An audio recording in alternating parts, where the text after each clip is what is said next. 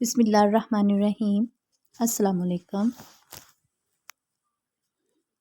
ماں نے دونوں بھائیوں کو بہت تکالیف پہنچائیں۔ آخر عامر رضی اللہ عنہ تنگ آ کر حبشہ کو ہجرت کر گئے۔ عامر رضی اللہ عنہ کے حبشہ ہجرت کر جانے سے پہلے ایک روز حضرت سعد بن ابی وقاص رضی اللہ عنہ گھر آئے تو دیکھا ماں اور عامر رضی اللہ عنہ کے چاروں طرف بہت سے لوگ جمع ہیں۔ میں نے پوچھا لوگ کیوں جمع ہیں؟ لوگوں نے بتایا یہ دیکھو تمہاری ماں نے تمہارے بھائی کو پکڑ رکھا ہے اور اللہ سے عہد کر رہی ہے کہ جب تک عامر بے دینی نہیں چھوڑے گا اس وقت تک یہ نہ تو کھجور کے سائے میں بیٹھے گی اور نہ کھانا کھائے گی اور نہ پانی پیے گی۔ حضرت سعد بن ابی وقاص رضی اللہ عنہ نے یہ سن کر کہا اللہ کی قسم ماں تم اس وقت تک کھجور کے سائے میں نہ بیٹھو اور اس وقت تک کچھ نہ کھاؤ پیو جب تک کہ تم جہنم کا ایندھن نہ بن جاؤ۔ غرض انہوں نے ماں کی کوئی پرواہ نہ کی اور دین پر ڈٹے رہے۔ اسی طرح حضرت ابو بکر صدیق رضی اللہ عنہ کی کوششوں سے حضرت طلحہ تیمی رضی اللہ عنہ بھی اسلام لے آئے۔ حضرت ابو بکر صدیق رضی اللہ عنہ انہیں حضور نبی کریم صلی اللہ علیہ وآلہ وسلم کی خدمت میں لائے اور یہ آپ کے ہاتھ پر مسلمان ہوئے۔ اس کے بعد حضرت ابو بکر صدیق رضی اللہ عنہ اور حضرت طلحہ رضی اللہ عنہ نے اپنے اسلام لانے کا کھل کر اعلان کر دیا۔ ان کا اعلان سن کر نوفل ابن عدویہ نے انہیں پکڑ لیا۔ اس شخص کو قریش کا شیر کہا جاتا تھا۔ اس نے دونوں کو ایک ہی رسی سے باندھ دیا۔ اس کی اس حرکت پر ان کے قبیلے بنو تمیم نے بھی انہیں نہ بچایا۔ اب چونکہ نوفل نے دونوں کو ایک ہی رسی سے باندھا تھا اور دونوں کے جسم آپس میں بالکل ملے ہوئے تھے اس لیے انہیں قرینین کہا جانے لگا یعنی ملے ہوئے۔ نوفل بن عدویہ کے ظلم کی وجہ سے نبی کریم صلی اللہ علیہ وآلہ وسلم فرمایا کرتے تھے اے اللہ ابن عدویہ کے شر سے ہمیں بچا۔ حضرت طلحہ رضی اللہ عنہ اپنے اسلام قبول کر لینے کا سبب اس سے طرح بیان کرتے ہیں میں ایک مرتبہ بصرہ کے بازار میں گیا، میں نے وہاں ایک راہب کو دیکھا، وہ اپنی خانقاہ میں کھڑا تھا اور لوگوں سے کہہ رہا تھا اس مرتبہ حج سے آنے والوں سے پوچھو کیا ان میں کوئی حرم کا بادشاہ بھی ہے؟ میں نے آگے بڑھ کر کہا میں ہوں حرم کا رہنے والا۔ میرا جملہ سن کر اس نے کہا کیا احمد کا ظہور ہو گیا ہے؟ میں نے پوچھا احمد کون؟ تب اس راہب نے کہا احمد بن عبداللہ بن عبد المطلب، یہ اس کا مہینہ ہے، وہ اس مہینے میں ظاہر ہوگا، وہ آخری نبی ہے۔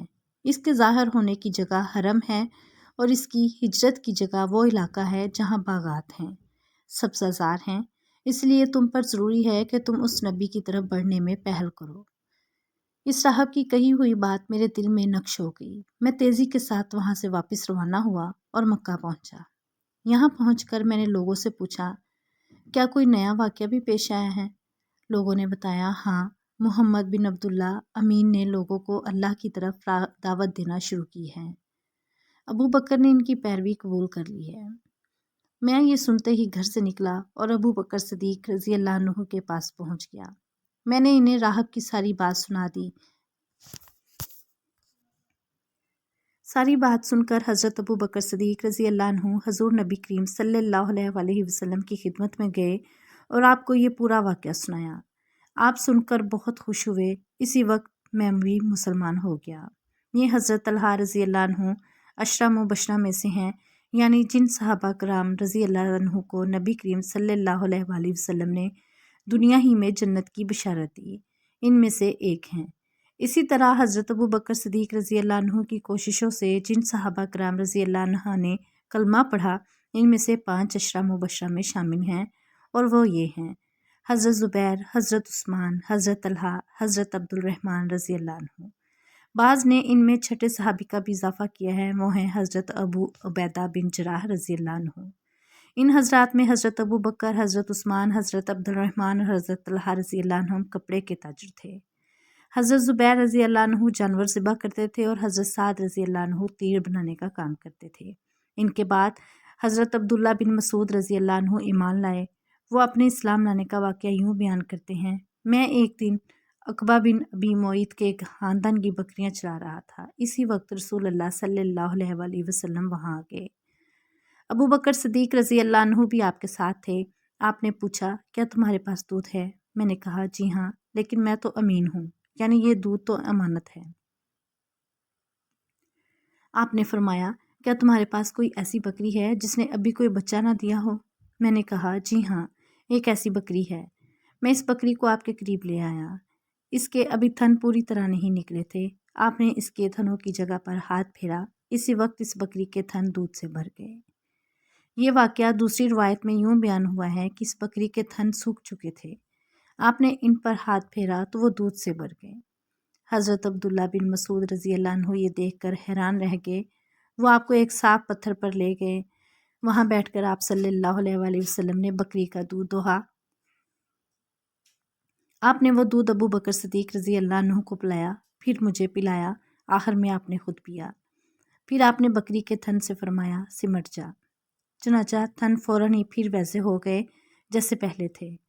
حضرت عبداللہ بن مسعود رضی اللہ عنہ فرماتے ہیں جب میں نے رسول اللہ صلی اللہ علیہ وآلہ وسلم کا یہ معجزہ دیکھا تو آپ سے عرض کیا اے اللہ کے رسول مجھے اس کی حقیقت بتائیے۔ آپ نے یہ سن کر میرے سر پر ہاتھ پھیرا اور فرمایا اللہ تم پر رحم فرمائے، تم تو جانکار ہو۔ یہ عبداللہ بن مسعود باپ کی بجائے ماں کی طرف سے زیادہ مشہور تھے۔ ان کی ماں کا نام ابد تھا۔ ان کا قد بہت چھوٹا تھا، نہایت دبلے پتلے تھے۔ ایک مرتبہ صحابہ ان پر ہنسنے لگے تو آپ نے ارشاد فرمایا عبداللہ اپنے مرتبے کے لحاظ سے ترازو میں سب سے بھاری ہیں۔ انہی کے بارے میں نبی کریم صلی اللہ علیہ وآلہ وسلم نے ارشاد فرمایا تھا اپنی امت کے لیے میں بھی اسی چیز پر راضی ہو گیا جس پر ابن ابد یعنی عبداللہ ابن مسعود رضی ہو گئے، اور جس چیز کو عبداللہ بن مسعود نے امت کے لیے ناگوار سمجھا میں نے بھی اس کو ناگوار سمجھا۔ آپ ان کی بہت عزت کرتے تھے، انہیں اپنے قریب بٹھایا کرتے تھے، ان سے کسی کو چھپایا نہیں کرتے تھے، اسی لیے یہ آپ کے گھر میں آتے جاتے تھے۔ یہ نبی کریم کے آگے آگے یا ساتھ ساتھ چلا کرتے تھے۔ آپ جب غسل فرماتے تو یہی پردے کے لیے چادر تان کر کھڑے ہوتے تھے۔ آپ جب سو جاتے تو یہی آپ کو وقت پر جگایا کرتے تھے۔ اسی طرح جب آپ کہیں جانے کے لیے کھڑے ہوتے تھے تو حضرت عبداللہ بن مسعود رضی اللہ عنہ آپ کو جوتے پہناتے تھے۔ پھر جب آپ کہیں پہنچ کر بیٹھ جاتے تو یہ آپ کے جوتے اٹھا کر اپنے ہاتھ میں لے لیا کرتے تھے۔ ان کی انہی باتوں کی وجہ سے بعض صحابہ کرام رضی اللہ عنہ میں مشہور تھا کہ یہ رسول اللہ صلی اللہ علیہ وآلہ وسلم کے گھرانے والوں میں سے ہیں۔ انہیں آپ صلی اللہ علیہ وآلہ وسلم نے جنت کی بشارت دی تھی۔ حضرت عبداللہ بن مسعود رضی اللہ عنہ فرمایا کرتے تھے دنیا تمام کی تمام غموں کی پونجی ہے، اس میں اگر کوئی خوشی ہے تو وہ صرف وقتی فائدے کے طور پر ہے۔ حضرت عبداللہ بن مسعود رضی اللہ عنہ کے بعد حضرت ابو ذر غفاری رضی اللہ عنہ ایمان لائے۔ سیرت النبی ابھی جاری ہے، اگر آپ کو اچھی لگ رہی ہے تو کمنٹس باکس میں مجھے بتائیں۔